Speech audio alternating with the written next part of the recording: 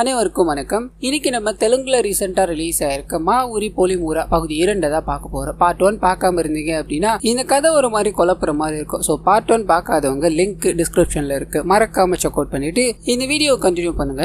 Part 1 பத்தி ஒரு சின்ன பிரீஃப் சொல்லணும் அப்படின்னா, ஒரு அழகான குடும்பம், கடல்ல இருக்க குடும்பமா இருந்தாலும் சந்தோஷமா வாழ்ந்துகிட்டு இருக்க குடும்பம். அண்ணன் தம்பி அப்படின்ற 2 பேர் இருப்பாங்க. தம்பி பாத்தீங்கன்னா படிச்சு போலீஸ் ஆயிட்டு இருப்பா. ஒரு நல்ல இன்வெஸ்டிகேஷன் கேஸை பிடிக்கணும் அப்படின்ற மாதிரி ஆசையா இருந்தவனுக்கு தன்னோட அண்ணன் இறந்து போயிட்டாரு அப்படின்ற மாதிரி தகவல் வருது.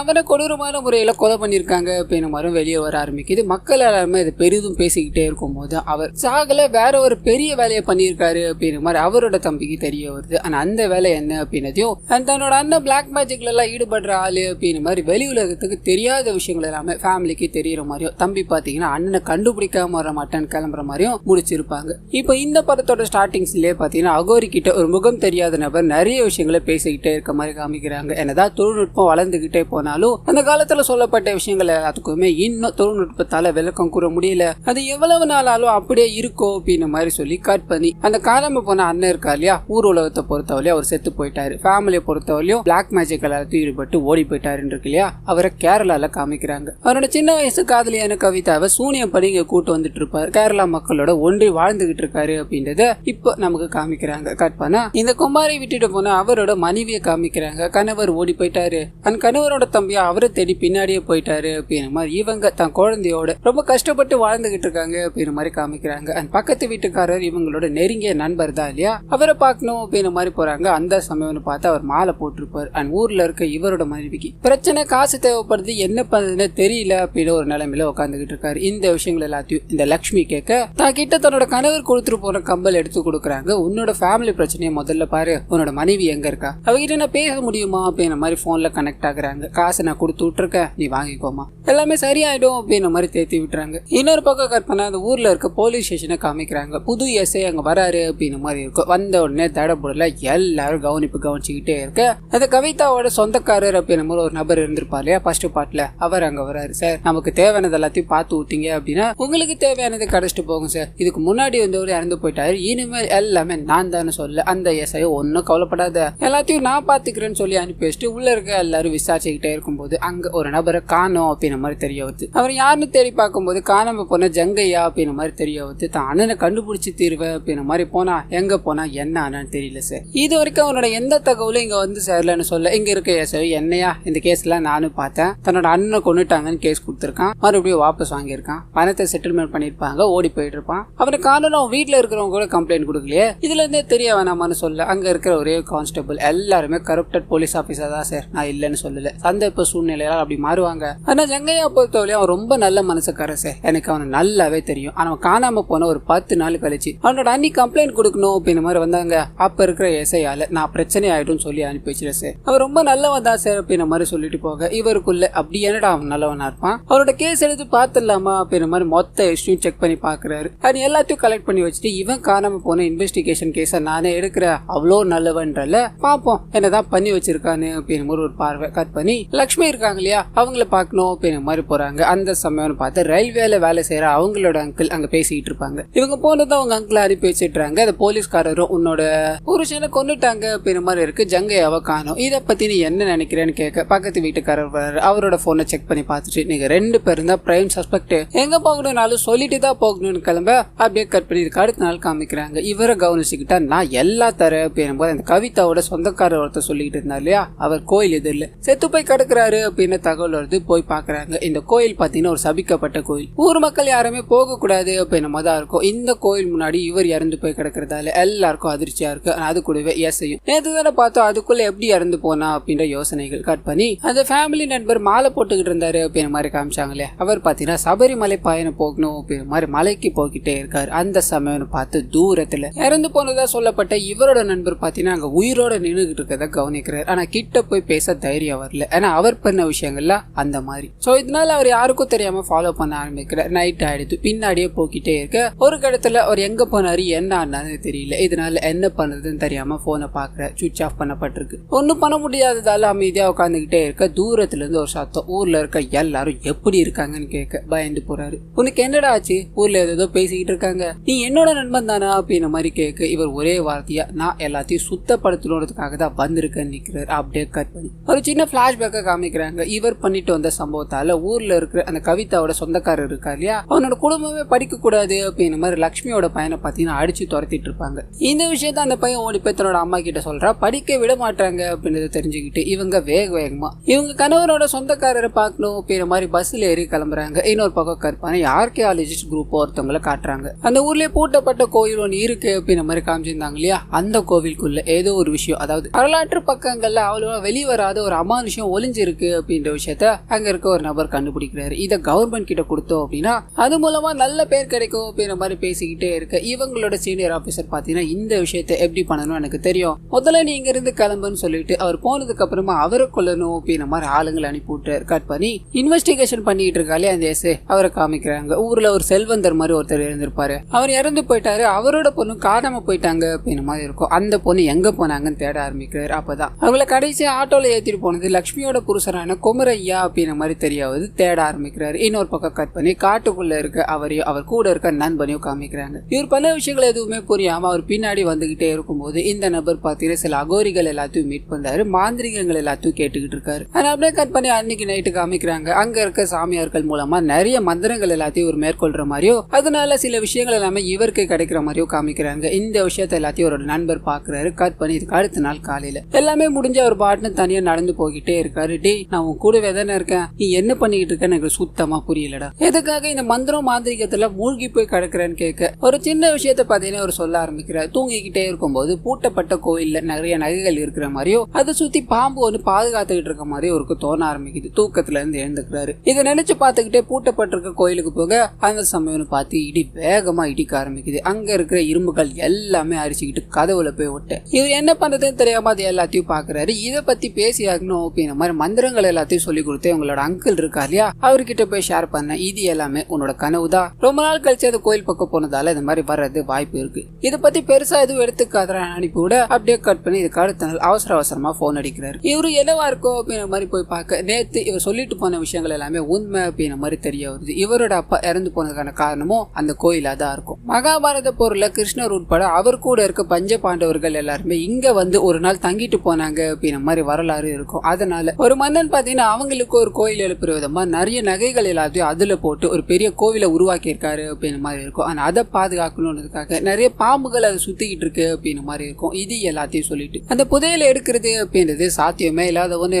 ஒரு குறிப்பிட்ட ராசிக்காரங்களால மட்டும்தான் அதை பண்ண முடியும். ஆனா அதுக்கு நரபலி கொடுத்தாகணும் அப்படின்ற மாதிரி இவருக்கு அந்த ராசி இருக்கு, நரபலி கொடுத்தா அந்த ட்ரெஷரை எடுக்கலாம் அப்படின்ற விஷயத்த போட்டு விட்டுருப்பாரு. கட் பண்ணி இந்த விஷயங்கள் எல்லாத்தையும் கேட்டுக்கிட்டே இருக்க மனுஷன் ஷாக் ஆகுறாரு. இன்னொரு பக்கம் தான் கணவரோட அங்கிளை பார்க்கணும் அப்படின்ற மாதிரி லட்சுமி கிளம்பி போனாங்க இல்லையா, அவங்கள காமிக்கிறாங்க. அவரோட வீட்டுக்கு போக அங்க சாப்பாடு எதுவும் இல்லை, இதனால இவங்களே சாப்பாடு செய்ய ஆரம்பிக்கிறாங்க. இதுக்கு நடுவுல என்னோட கணவர் எங்க போனாரு, எதுக்காக இப்படி பண்ணாரு அப்படின்ற எல்லாமே உங்களுக்கு தெரியும் தானே, எதுக்காக என்கிட்ட இருந்து மறைச்சிங்கன்னு கேட்க அப்பதான் சில உண்மைகள் இங்க தெரிய ஆரம்பிக்குது. அந்த புதையலை வெளியெடுக்கணும் அப்படின்னா நமக்கு நெருக்கமானவங்க அல்லது நமக்கு பிடிச்சவங்கள ஒருத்தவங்கள நரபலி கொடுக்கணும் அப்படின்ற மாதிரி இருக்கும். அது யாரை கொடுக்கலாம் அப்படின்ற மாதிரி அந்த குமரையா தேடிக்கிட்டே இருக்கும்போது தான் அப்பதான் சின்ன வயசு காதலியான கவிதா ஊருக்குள்ள வராங்க. இவங்களை நமக்கு ரொம்ப பிடிக்கும் இல்லையா, அவங்க கிட்டயும் இதை கேட்டுடலாம் அப்படின்னு முடிவோட நேர்ல போய் சந்திக்கிறாரு. உங்ககிட்ட நான் எதுவுமே பேச விரும்பல, ஒரே ஒரு கேள்வி மட்டும், ஏன்னா உனக்கு பிடிக்குமா பிடிக்காதான்னு கேட்க அவங்களே யோசிக்கிறாங்க. எதனால இந்த கேள்வியை கேட்கிறாருன்னு தெரியாம சின்ன வயசுல ரொம்ப பிடிச்சிருக்கும் இல்லையா, அந்த எல்லா விஷயங்களையும் ஷேர் பண்ண இவருக்கு மனசெல்லாம் பயங்கர சந்தோஷமா இருக்கு. இவங்களே பலி கொடுத்தலாம் அப்படின்ற எண்ணத்தோட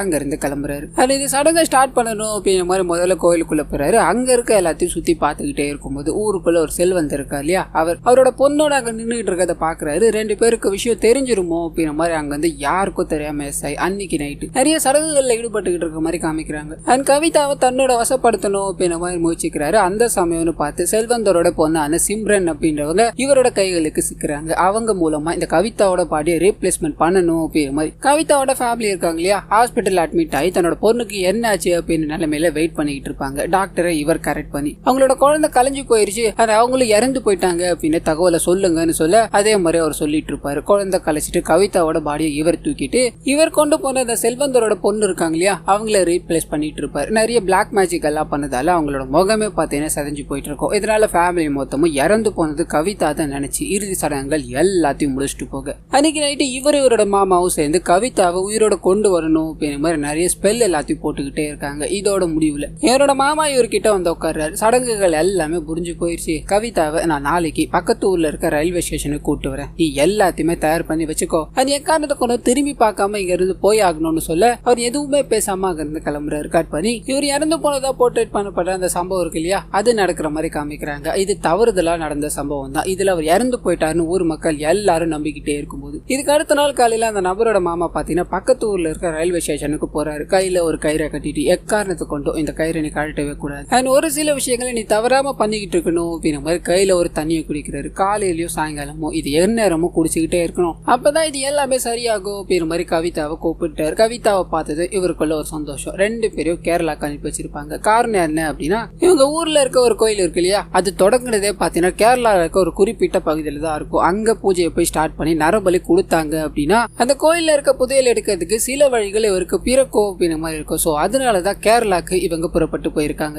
அங்க எதுவுமே தெரியாத கவிதாவும் இவர் கூட சந்தோஷமா இருக்க மாதிரி சில விஷயங்களை காமிக்கிறாங்க. இன்னொரு பக்கம் கட் பண்ணி அந்த ஆர்கியாலஜிஸ்ட் குரூப் இருக்கு இல்லையா, அவங்கள காமிக்கிறாங்க. கூட இருக்க எல்லாரையுமே கொண்டுகிட்டு இருக்கீங்க, அப்படி அந்த கோயில்ல என்னதான் இருக்கு அப்படின்னு ஒரு லேடி கேள்வி எழுப்ப இவர் பக்கத்துல இருந்து ஒரு பிளாஷ்பேக் ஒன்று போக ஆரம்பிக்குது. இந்த ஆர்கியாலஜிஸ்ட் டீம் பாத்தீங்கன்னா மொத்தமா சேர்ந்து ஒரு விஷயத்த கண்டுபிடிக்க ஆரம்பிக்கிறாங்க. உலகத்துல பல்வேறு இடங்கள்ல அனந்த பத்மநாபனோட கோயில் உருவாக்கப்பட்டிருக்கு, அதுல ஒரு சில இடங்கள்ல புதையல் இருக்கு அப்படின்ற மாதிரி சொல்லப்பட்டிருக்கு. அதே புதையல் அந்த பொலிமுரா அப்படின்ற ஊர்லயும் இருக்கிற கோவில்ல இருக்கிறதா எங்களுக்கு தகவல் வந்திருக்கு. அங்க இருக்கிற கிருஷ்ணருக்கு ஒரு கால் அவதாரம் மட்டும்தான் இருக்கும், இதனால அந்த கோயில் பூட்டப்பட்டிருக்கு. அங்க சுத்தி இருக்கிற விஷயங்களை வச்சு புதையல் இருக்கு அப்படின்ற விஷயத்த நம்ம புரிஞ்சுக்கலாம். அந்த கோயிலோட கருவறை ஒரு மாதிரியான செங்கலால கட்டப்பட்டது, அது மூலமா எப்பயாவது ஒரு தடவை அங்க இடி விழுந்தது அப்படின்னா மேக்னெட்டிக் பவர் இழுக்க ஆரம்பிக்கும். சோ அது மூலமா சுத்தி இருக்கிற மண் வளங்கள் எல்லாத்தையுமே மாத்திரும். ஆனா அது கூட எக்கச்சக்கமான பாம்புகள் சுத்தி இருக்கும். சோ நாங்க பண்ண ரிசர்ச்ல அங்க நிறைய பாம்புகளும் இந்த மாதிரியான விஷயங்களும் இருக்குன்னு தெரிய வந்தது. சோ அந்த இடத்துல ஃபுல்லா டீகோட் பண்ண ஆரம்பிச்சோம் அப்படின்னா அந்த புதையல் எங்க இருக்குன்றத நம்ம கண்டுபிடிச்சிடலாம்னு சொல்ல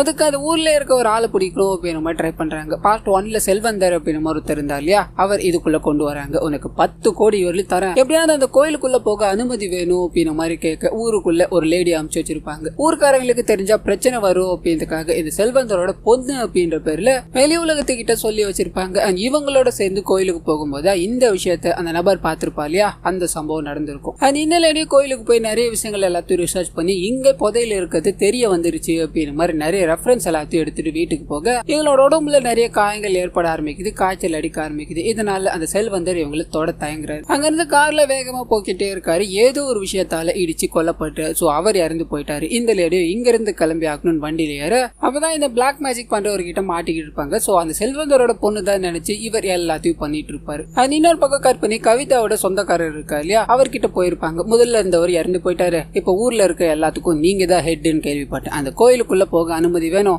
சில விஷயங்கள் எல்லாத்தையும் அதுல இருந்து எடுத்தாக்கணும், உங்களுக்கு எவ்வளவு கோடி வேணாலும் தர நாங்க தயாரா இருக்கோம்னு சொல்ல இவர் ஒத்துக்கிறாரு. அடுத்த நாளே கோயில்ல இறந்து போய் கிடக்குறாரு அப்படின்னு மாதிரி இருக்கும். சோ அனுப்புற ஒவ்வொருத்தரா இறந்துகிட்டே இருக்காங்க. யார் மூலமா அந்த ட்ரெஷரை எடுக்கிறதுன்னு தெரியல அப்படின்னு மாதிரி புலம்பு அங்க இருக்க ஒரு சாமியார் ஒருத்தரால முடியும்னு சொல்ல அப்படியே கட் பண்ணி இதுல சம்பந்தப்பட்டிருக்கு அந்த சூனிய வைக்கிறார் இல்லையா, அவர்கிட்ட போகுது. இவர் பண்ற விஷயங்கள் எல்லாத்தையும் இவரோட நண்பர்கிட்ட சொல்லிக்கிட்டே இருந்தாரு. அவரும் இவ்வளவு விஷயங்களை பண்ணி காப்பாத்தி கவிதாவை கூட்டு வந்தது. நீ நரபலி கொடுக்கத்தானு கேட்க அவர் ஒரு மாதிரி திரும்பிக்கிட்டே நான் நரபலி கொடுக்க போறதா இல்ல, ஆல்ரெடி கொடுத்து முடிச்சாச்சுன்னு சொல்லி நடந்த விஷயங்களை சொல்ல ஆரம்பிக்கிறாரு. கவிதாவோட கேரளாக்கு வந்துட்டா இல்லையா, இங்க அதுதான் அந்த கோவிலுக்கான எல்லா விஷயங்களும் ஸ்டார்ட் ஆகும் அப்படின்ற மாதிரி இருக்கும். அதுக்காக அவங்க கூட பழகிக்கிட்டே அவங்களோட நெருக்கமாக்குறாரு. அவங்களோட கழுத்துல கத்திய வச்சு கழுத்து அறுத்துட்டு ரத்தம் வரும் இல்லையா, அந்த ரத்தங்கள் எல்லாத்தையும் புடிச்சிட்டு பெரிய வட்டங்கள் எல்லாத்தையும் போட்டு சில மாந்திரிகங்களான விஷயங்கள் எல்லாத்தையும் பண்ண ஆரம்பிக்கிறார். அவரை சுத்தி நெருப்பு எல்லாமே எரிஞ்சுக்கிட்டே இருக்கு. அந்த ரத்தத்தை குடிக்க ஆரம்பிக்கிறார். அந்த உடம்பு முழுக்க தொட்டு தொட்டு அங்கங்க வச்சுக்கிட்டே இருக்காரு. நிறைய மந்திரங்களை சொல்லிக்கிட்டே இருக்க இதோட முடிவுல அந்த ரத்தத்தை எடுத்து தலையில ஊத்தி ஒரு அமானுஷ்யமான பூஜையை பாத்தீங்கன்னா பண்ணி முடிக்கிறாரு. கட் பண்ணி சொல்லிக்கிட்டு இருக்க இவர்கிட்டே போகுது. இவ்வளவு வேலைகளை பண்ணிட்டார் இல்லையா, இது எல்லாத்தையும் ஒரு நண்பர் கிட்ட ஷாக் ஆகி நின்னுகிட்டே இருக்கும் போது அந்த எஸ்ஐ இருக்காரு அவரோட என்ட்ரி. நல்ல வேலைப்பா, ஒரு எலிய பிடிக்க வந்தா யாரையும் இங்க மாட்டிக்கிச்சு, உன்னை தம்பா இத்தனை நல்லா தேடிக்கிட்டு இருந்தேன், பயங்கர ட்விஸ்டா இருக்க, உன்னை தொட கூட எனக்கு பயமா இருக்குப்பா, ஏதாவது பண்ணிடுவியோன்னு, சரிவா எல்லாத்தையும் போலீஸ் ஸ்டேஷன்ல போய் பேசிக்கலாம் அப்படின்னு மாதிரி அந்த நபரை அரெஸ்ட் பண்ணி கூட்டு போகலான்னு ட்ரை பண்ண இவர் உனக்கு இந்த விஷயங்களை பத்தி ஒண்ணுமே தெரியாது, நீ இங்க இருந்து போறதுதான் நல்லதுன்னு சொல்லி அவரை தட்டி விட்டுட்டு போய்கிட்டே இருக்காரு. இதோட முடிவுல ரெண்டு பேருக்கும் சண்டை ஏற்பட ஆரம்பிக்குது. அந்த எஸ்ஐ இவர் எப்படியாவது போலீஸ் ஸ்டேஷன் கூட்டு போகணும் அப்படிங்கிற மாதிரி ட்ரை பண்ணிக்கிட்டே இருக்க மழை பயங்கரமா பெய்ய ஆரம்பிக்குது. இங்க நடக்கிற விஷயங்கள் எதுவுமே அவனுக்கு தெரியாது. அந்த கோயில்ல என்ன இருக்கு ஏது இருக்கு அப்படின்னு தெரிஞ்சுக்கலாம், ஆனா எடுக்க என்னால மட்டும்தான் முடியும் அப்படிங்கிற மாதிரி சில மந்திரங்கள் எல்லாத்தையும் முணங்கிக்கிட்டு அங்க ஒரு பெரிய பள்ளம் மாதிரி இருக்கும், அதுல எகிரி குதிச்சுட்டாரு. இவங்க போய் பார்க்க அவர் காணாம போயிட்டாரு அப்படிங்கிற மாதிரி தெரியாது. மனசு ஒடிஞ்சு போயிட்டாங்க. அங்க இருக்கிற அந்த நண்பரும் நீங்க எப்படி சார் என்ன ஃபாலோ பண்ணிட்டு வந்தீங்க, இவ இங்க இருக்கான்னு எப்படி உங்களுக்கு தெரியும்னு கேட்க இவரோட போனை வாங்கி ஒரு வாட்டி செக் பண்ணிருப்பா இல்லையா, அப்பவே லொகேஷன் ட்ராக் பண்ற ஒரு ஆப்பை இன்ஸ்டால் பண்ணிட்டு இருப்பாரு. அது மூலமா இவர் சபரிமலைக்கு போயிருக்காரு அப்படின்னு கண்டுபிடிச்சிட்டு இருப்பாரு. 2 நாளா போன் சுவிச் ஆஃப் ஆயிருக்கு அப்படிங்கிற மாதிரி சந்தேகத்துல இருக்கும் போதா திடீர்னு ஒரு நாள் ஆன் ஆயிருக்கும், இந்த லொகேஷன் காட்டியிருக்கும். சோ தன்னோட நண்பனை பார்க்கதான் அதிக வாய்ப்பு இருக்கு, அதனாலதான் நான் இங்க வந்தேன்னு சொல்லி கொலை பண்ணப்பட்டது கவிதா கிடையாது வேற ஒருத்தவங்க அப்படின்னு ஒரு பெரிய ட்விஸ்ட் எடுத்து போட ஆரம்பிக்கிறாரு. கேட்டுக்கிட்டே இந்த மனுஷனுக்கு செம்ம ஷாக்கிங்கா இருக்கு. அப்ப இறந்து போனது யாருன்னு கேட்க இவரோட மனைவி, அதாவது இந்த நபரோட மனைவி அப்படின்னு மாதிரி தெரிய வருது. அதிர்ந்து போறாரு. கட் பண்ணி இந்த சம்பவம் நடந்தது இல்லையா இதை காமிக்கிறாங்க. கவிதாவை உயிரோட கொண்டு வரணும் அப்படின்ற மாதிரி மாந்திரிகங்கள்ல ஈடுபட்டுக்கிட்டே இருப்பாங்க. ஒரு சைடு இவரோட அங்கிளோ, இன்னொரு சைடு இவர் மந்திரத்துல ஈடுபட்டுக்கிட்டு இருக்க மாதிரி இருக்கும். அந்த சமயம் பார்த்து ஒரு பருந்து இவங்களோட மந்திரத்தை கலைக்கிறதால கவிதா அந்த இடத்துல இறந்து போறாங்க அப்படின்ற மாதிரி தெரிய வருது இவங்களோட அங்கிளுக்கு. இந்த விஷயம் தெரிஞ்சது அப்படின்னா அவருக்கு ஒரு மாதிரி ஆயிடும். அண்ட் கோயிலுக்குள்ள இருக்க போதையிலும் எடுக்க முடியாம போயிடும் அப்படின்றதுனால இந்த விஷயத்த பாத்தீங்கன்னா அந்த நபர்கிட்ட மறைக்கிறாரு. பூஜைகள் எல்லாமே முடிஞ்சிருச்சு, நீ திரும்பி பார்க்காம போ. இதுக்கு அடுத்த நாள் கவிதாவை கூட்டு வர அப்படின்ற மாதிரி சொல்லியிருப்பா இல்லையா. அவர் போறதுக்கு அப்புறமா இவரோட பொண்ணை கூப்பிட்டு இருப்பாரு. இவரோட பொண்ணு வேற யாரும் கிடையாது, மாலை போட்டுக்கிட்டு இருக்க அந்த பக்கத்து வீட்டுக்காரர் இருக்கார் இல்லையா, அவரோட மனைவி தான். இந்த விஷயம் ஊர் உலகத்துக்கு தெரியாது. சின்ன வயசுல ஆசிரமத்துல வளர்ந்த இவங்க தன்னோட அப்பா கூப்பிடுறாங்க அப்படின்ற மாதிரி அந்த இடத்துக்கு வராங்க. உன்னோட ஆசை இப்ப நிறைவேற போகுது, நான் சொல்ற விஷயங்கள் எல்லாத்தையும் பண்ணணும் அப்படின்ற மாதிரி இவங்களுக்கு சில விஷயங்களை கொடுக்குறாரு. அது கூடவே இதை அடுத்த நாள் அந்த ரயில்வே ஸ்டேஷன்ல ஒரு கைத்தை கட்டி விட்டு இருப்பாரு. அது சில மாயபிம்பங்கள்லாம் ஏற்படணும் அப்படின்றதுக்காக தான். அந்த தண்ணீரை கொடுத்ததும் அவங்க கவிதா மாதிரி தெரியணும் அப்படின்றதுக்காக தான். சோ இவரோட கண்களுக்கு அவங்க இலூஷன்ல கவிதா மாதிரியே தெரிய ஆரம்பிக்கிறாங்க. இதனால கவிதா தான் வந்துட்டா போல அப்படின்ற மாதிரி அவர் கூட்டு போக மற்ற விஷயங்கள் எல்லாமே நடக்க ஆரம்பிக்குது. சோ கவிதாவை கொலை பண்ற அப்படின்ற மாதிரி இவரோட மனைவியை தான் அவர் கொலை பண்ணிருக்காருன்னு சொல்லணும் இவரால தாங்கிக்கவே முடியல. என்னோட மனைவி எதுக்காக அவங்க கூட போனோம்னு கேட்க இங்க ஒரு சின்ன பிளாஷ்பேக். அந்த கோமாரியோட அங்கிள் தான் எல்லாத்தையும் சொல்லி கொடுத்தாரு அப்படின்ற மாதிரி இருக்கும் இல்லையா. அவருக்கு ஒரு குழந்தை இருக்கும், அந்த குழந்தைய பார்க்கணும் அப்படின்ற மாதிரி ஆசிரமத்துக்கு அடிக்கடி போக அந்த குழந்தை இது கோமாரிய பாக்குது, பார்த்த உடனே புடிச்சு போயிடுது. அவர் மேல பைத்தியமா இருக்க ஆரம்பிக்கிறாங்க. இந்த விஷயம் உங்க அப்பாக்கு தெரிய வர, நீ ஒண்ணு கவலைப்படாத, உன் கூட அவனை சேர்த்து வைக்க வேண்டியது ஏன் பொறுப்பு அப்படின்ற மாதிரி சொல்லியிருப்பாரு. அப்படி இருக்கும் போதா யாருக்கும் தெரியாம அந்த நபர் லட்சுமியை கல்யாணம் பண்ணிட்டு வந்து நிக்க இவர் அதிர்ந்து போறாரு. தன்னோட பொண்ணை ஓடி போய் பார்க்க அவங்க உள்ள இருக்க பொருட்கள் எல்லாத்தையும் தூக்கி போட்டுக்கிட்டு தற்கொலை பண்ணணும் அப்படின்ற மாதிரி முயற்சியில இருக்காங்க. அப்ப இவர் உன் கூட அவளை வாழ வைக்கணும், அவ்வளவுதானே, அது எப்பாடுபட்டாலும் சரி, அதை நான் பண்ணாம விட மாட்டோமா, இது என்னோட வாக்குறுதி அப்படின்ற மாதிரி சொல்லி விட்டு இருப்பாரு. இப்ப அவங்க பக்கத்திலே இருக்கணும் அப்படின்னு ஆசைப்பட்ட இவங்க வீட்டு பக்கத்துல இருக்க ஒரு நபரை கல்யாணம் பண்ணிட்டு அங்க போயிட்டுறாங்க. வீட்டுக்கு தெரிஞ்ச நபரை கல்யாணம் பண்ணதால இவங்க தாராளமா வீட்டுக்கு வந்துட்டு போகலாம் இல்லையா, அதை பயன்படுத்திக்கிறாங்க. ஆனா அது கூடவே லட்சுமி பணம் அனுப்பியிருக்கான், நீ வாங்கிக்கோமா அப்படின்ற மாதிரி சொல்லியிருப்பாங்க இல்லையா. அப்பயும் பாத்தீங்கன்னா அவங்க அவர் கூட கேரளால தான் இருந்திருப்பாங்க. சோ இந்த விஷயங்கள் எல்லாமே இங்க ரிவீல் ஆகிறதுக்கு காரணம் இந்த எஸ்ஐ. இந்த விஷயம் அவருக்கு எப்படி தெரிஞ்சிருக்கோம் அப்படின்னா சூனிய வைக்கிறார் இல்லையா, அவரோட அங்கிளை போய் சந்திச்சிருப்பாரு. அவர் மூலமா எல்லா உண்மைகளும் வெளியே வந்திருக்கும். இப்போ இது எல்லாத்தையும் ரிவீல் பண்ணிட்டு இதுக்கப்புறம் அவன் எந்த தப்புமே பண்ணக்கூடாது, அதை நம்ம தான் தடுத்தாகணும் அப்படின்ற மாதிரி முடிவெடுக்கிறாங்க. கட் பண்ணி அங்க இருந்து காணாம போன இந்த நபர் அந்த கோயிலுக்குள்ள என்டர் ஆகுற மாதிரி காமிக்கிறாங்க. நிறைய மந்திர பொருட்கள் எல்லாத்தையும் எடுத்துக்கிட்டு கோயிலுக்குள்ள ஒரு பகுதியில பூஜைகளை ஆரம்பிக்கிறார். அந்த ட்ரெஷரை காப்பாற்றணும் அப்படின்ற மாதிரி எக்கச்சக்கமான பாம்புகள் அங்க இருக்கும் இல்லையா, அந்த பாம்புகள் எல்லாமே அங்க சுத்திக்கிட்டே இருக்க இவர் 2 குச்சை வச்சிருப்பாரு. அது மூலமா மந்திரங்களை எழுப்பிக்கிட்டே சில ஒலிகள் எல்லாத்தையும் கொடுத்துக்கிட்டே இருக்க அந்த பாம்புகள் எல்லாமே இவர் முன்னாடி வந்து அமைதியா உட்காந்துக்கிட்டே இருக்கு. இதை பயன்படுத்தி பூஜைகள் எல்லாத்தையும் முடிச்சுட்டு ஒரு திரவியம் மாதிரி எடுத்துக்கிறாரு. கோயில்ல இருக்க எல்லா செவத்திலையும் தூக்கி தூக்கி போட்டுக்கிட்டே இருக்க ஒரு குறிப்பிட்ட இடத்துல மட்டும் சங்கு வரைபடம் தோண ஆரம்பிக்குது. சோ இங்கதான் எங்கேயாவது இருக்கணும் அப்படின்ற மாதிரி தேட ஆரம்பிச்சவருக்கு ஒரு பாதாள அறை கண்ணுக்கு தெரிய ஆரம்பிக்குது. அதுக்குள்ள போக ஆரம்பிக்க நிறைய அமானுஷமான விஷயங்கள்லாம் இருக்கும். கடந்து போக்கிட்டே இருக்க ஒரு பெரிய வெளிச்சவரை நோக்கி அடிக்க ஆரம்பிக்குது. உள்ள பார்த்தது வியந்து போய் நின்னுகிட்டே இருக்கு. அங்க என்ன நடக்கும் அப்படின்றத காட்டல, அப்படியே கட் பண்ணி இவரோட மனைவியான லட்சுமியை பார்க்கணும் அப்படின்ற மாதிரி போறாரு. அவங்க துக்கத்துல இருக்கும்போது இவரோட முகத்தை பார்த்ததும் பயங்கர சந்தோஷம். எப்படி இருக்கீங்க நீங்க, எங்கெங்க போனீங்க அப்படின்ற மாதிரி கேட்டுக்கிட்டே இருக்க அவரும் சாப்பிட்டு 2 நாள் ஆச்சு, எனக்கு பசிக்குதுன்றாரு. 10 நிமிஷம் பாருங்க, நான் சாப்பாடு கொண்டு வரேன், சாப்பாடு எல்லாத்தையும் செஞ்சுட்டு இவருக்கு பரிமாறலான்னு போக கையில அடிபட்டு இருக்கு. இதனால இவங்களே உருண்டை பண்ணி அவருக்கு தராங்க, எடுத்து சாப்பிட்டுக்கிட்டே இருக்காரு. அந்த சமயத்துல நீங்க மறுபடியும் கோயிலுக்கு போனீங்களா, அங்க இருக்கிற புதையல் எல்லாத்தையுமே நீங்க எடுத்துட்டீங்களான்னு கேட்க இவர் ஷாக்கோட பாக்குறாரு. உண்மைகள் எல்லாமே உங்களுக்கு தெரிஞ்சிருச்சு போல அப்படின்னு மாதிரி முழிச்சுக்கிட்டே இருக்கு. அவங்க நீங்க பண்ணது எல்லாமே நீங்க தப்பு இல்ல அப்படின்னு தானே பண்ணிட்டு இருக்கீங்க, ஆமா இது தப்பு இல்லதான், ஆனா இது எல்லாமே பாவத்துலதான் சேரும், இது உங்களுக்கு தெரியுமான்னு கேட்க இவர் அமைதியா இருக்காரு. ஆனா அந்த சமயம் பார்த்து இவங்களுக்கு இதுக்கு முன்னாடி சில விஷயங்கள்லாம் தெரிஞ்சிருக்கு அப்படின்னு நமக்கு காமிக்க ஆரம்பிக்கிறாங்க.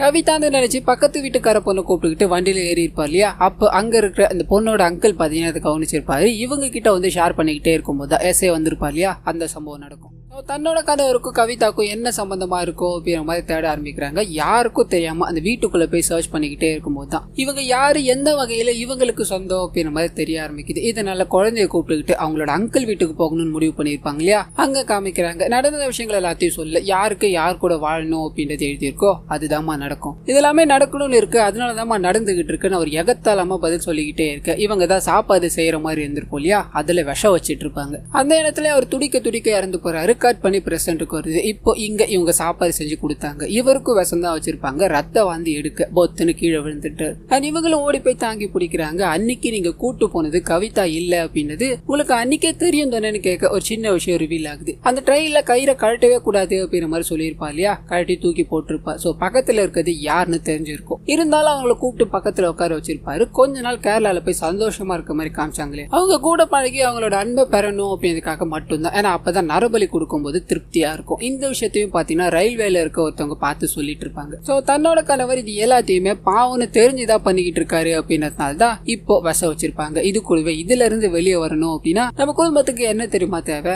படிப்பு தான். அது மட்டும் தான் இது எல்லாத்துல இருந்து எங்களை விடுவிக்கும் அப்படின்ற மாதிரி சொல்லி ஒரு விஷயத்த பண்ணிருப்பாங்க. அதை காமிக்கிறாங்க. நான் குழந்தை படிக்க கூடாதுன்னு அடிச்சு துரத்திட்டாங்க இல்லையா, அவங்களோட வீட்டுக்கே போய் என் கணவர் இவ்வளவு வேலைகளை பண்ணிருக்கலாம், ஆனா அது என் பையனை எந்த வகையில பாதிக்கும், என் பையனை படிக்க மட்டும் விடுங்க அப்படின்ற மாதிரி கெஞ்சி கேட்டிருப்பாங்க. அங்க இருக்க நபரு என் காலில் விழுந்தா போதாது, என் செருப்புல போய் விடு, அப்பதான் மன்னிச்சு விடுவேன்னு சொல்ல அவங்க அதையும் பண்றாங்க. போ பக்கத்து ஊர்ல போய் படிக்க வச்சுக்கோ, நாங்க ஒன்றும் பண்ண மாட்டோம்னு சொல்லி அனுப்பியிருப்பாங்க. அதனாலதான் அங்கிளை பார்க்கணும் அப்படின்ற மாதிரி போயிருப்பாங்க இல்லையா, அந்த சம்பவம் நடந்திருக்கும். சோ இதுக்கு இவர் இறந்து போறதா சரியான முடிவு அப்படின்ற மாதிரி இவ்வளவு வேலைகளை பண்ணிட்டாங்க இல்லையா. இது கூடவே இவங்களும் சாக துணிறாங்க. ஏன்னா இவரை அவங்க ரொம்ப லவ் பண்ணிருப்பாங்க. நானும் உங்க கூட வர்றதுதான் எனக்கு நல்லதா படுது, நம்ம குழந்தைய பாத்துக்க ஆள் இருக்காங்க அப்படின்ற மாதிரி சொல்லி அந்த சாப்பாட்டை இவங்களும் சாப்பிட்டு 2 பேர் கையும் கிழிச்சு ஒன்னா வச்சுக்கிறாங்க. அடுத்த ஜென்மத்திலேயாச்சும் நம்ம நல்ல கணவன் மனைவியா வாழணும் அப்படின்னு மாதிரி சொல்ல கதவை யாரோ வேகமா திறக்கிறாங்க. இவங்க சடனா திரும்பி பார்க்க அங்க இருந்து ஒரு புல்லட் வந்து இவங்களோட நெத்தியில பாய அந்த இடத்துல இறந்து போறாங்க. உள்ள வந்த நபர் இவங்க இறந்து போயிட்டாங்க அப்படின்னு கவனிக்கிறாரு. ஒரு மாதிரி அப்செட்டோட அங்க இருந்து கிளம்புறாரு. கட் பண்ணி அந்த எஸ்ஐயும் இந்த ஃபேமிலி நண்பர் இருக்கா இல்லையா, அவங்க 2 பேரும் இந்த இடத்துக்கு வராங்க. இறந்து போனவங்க எல்லாத்துக்கும் இறுதி சடங்கு எல்லாத்தையும் பண்ணிக்கிட்டே இருக்கும்போது எஸ்ஐ கிட்ட அந்த நபர் அந்த ஜங்கையா எங்க போனா அப்படின்னு உங்களுக்கு தெரியும் தானேன்னு கேட்க இவர் எதுவுமே பேசாம நிக்கிறாரு. போன் வருது. ஜங்கையா இருக்கான் இல்லையா, அவன் தான். நீங்க சொன்ன விஷயங்கள் எல்லாமே முடிஞ்சது,